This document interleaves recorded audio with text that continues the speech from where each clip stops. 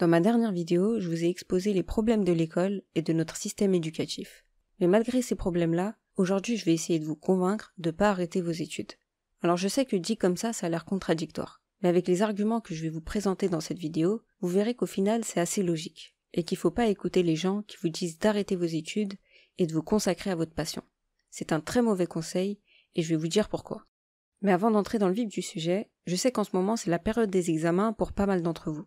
Et généralement, c'est aussi le moment où on panique parce qu'on ne sait pas comment faire pour apprendre tous nos cours à temps. Donc pour vous aider en tant qu'étudiant, j'ai décidé de faire une série de 10 vidéos où je vais vous aider à réviser vos examens au mieux, même si vous vous y prenez au dernier moment. Je vous mets le lien de la playlist en description. Si ça vous intéresse, je vous invite à vous abonner à ma chaîne, à activer la cloche, à laisser un petit pouce bleu à cette vidéo et à la partager à des camarades que ça pourrait intéresser. Sur ce, passons au sujet principal de cette vidéo. Malgré ce qu'on dit, dans notre société, le diplôme vaut toujours quelque chose. On dit souvent qu'un diplôme, ça veut plus rien dire. Et dans un sens, c'est vrai.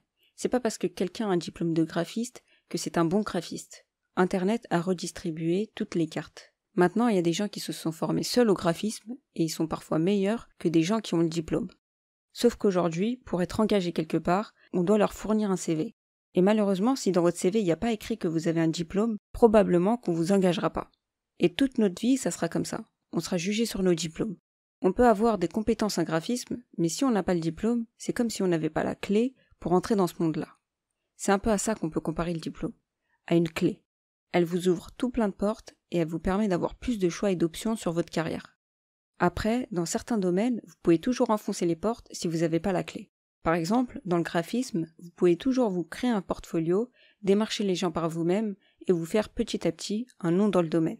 C'est tout à fait possible. Ça vous demandera juste beaucoup plus d'efforts.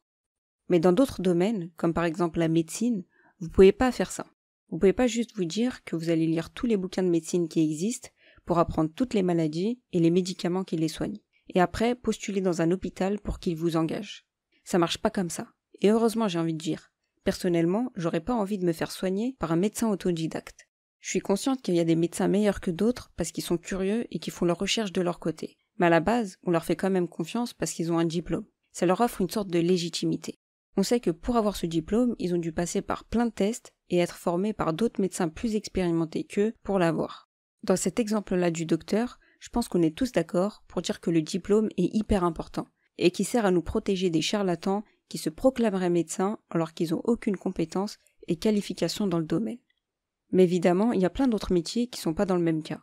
Il y a des métiers dans lesquels on peut totalement se former et s'exercer par nous-mêmes. Sauf que le diplôme, en plus d'être la clé qui va vous aider à entrer dans le domaine qui vous intéresse, c'est aussi une sorte de preuve sociale. Il prouve à la société que vous avez investi un certain nombre d'heures à vous former et ça vous offre un statut. Si vous avez le diplôme de médecin, vous serez médecin toute votre vie. Même si après vous décidez d'être coach en méditation, vous serez médecin, coach en méditation.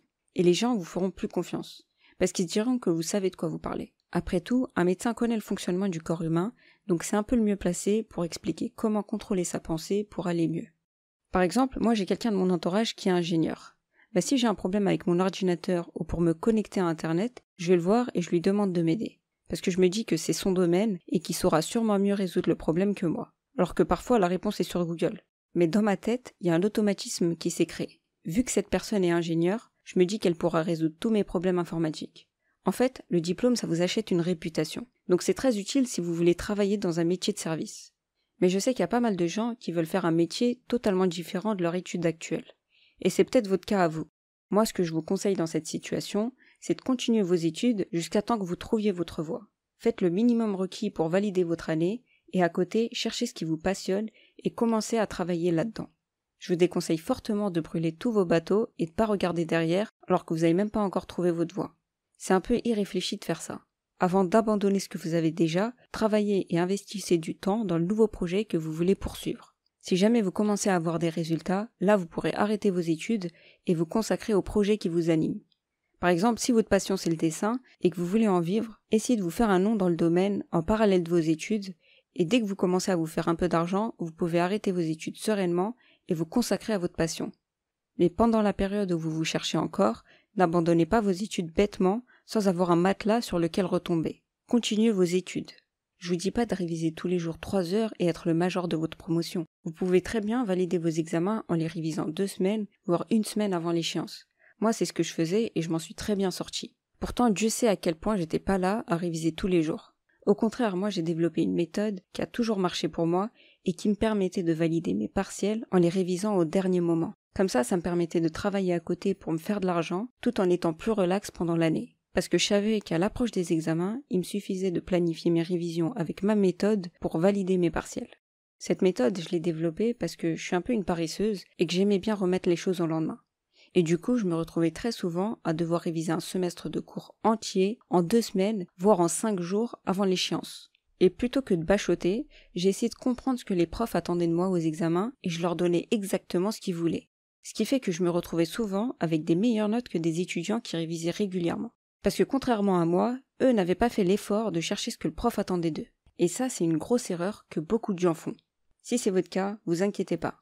Dans la prochaine vidéo, je vais vous aider à trouver ce que les profs attendent de vous aux examens. Pour être tenu au courant de sa sortie, abonnez-vous à ma chaîne et activez la cloche pour recevoir la notification. En attendant, si cette vidéo vous a plu, je vous invite à me laisser un petit pouce bleu. Sur ce, je vous laisse et on se dit à la prochaine. Ciao.